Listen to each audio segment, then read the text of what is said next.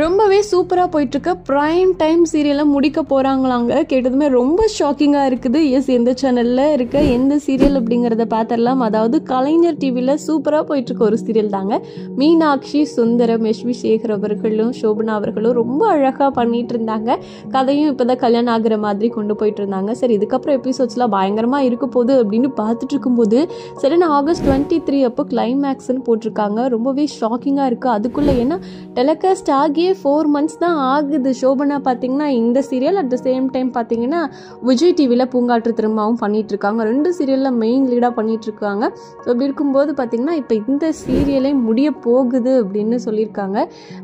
7 மணி ஸ்லாட்டில் வந்து இந்த காத்து வாக்கில் 2 காதல் சீரியல் தான் வந்து முன்னாடியே வரப்போகுது. சரி, இந்த சீரியல் டைம் சேஞ்ச் ஆகும்னு பார்த்தா ரீப்ளேஸ் ஆகிடுச்சு.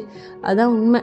7 மணி ஸ்லாட்டுக்கு வந்து புது சீரியல் வரப்போகுது. இந்த சீரியல் வந்து 23rd முடிக்க போகிறாங்க அப்படின்ற அப்டேட் தாங்க கிடச்சிருக்கு.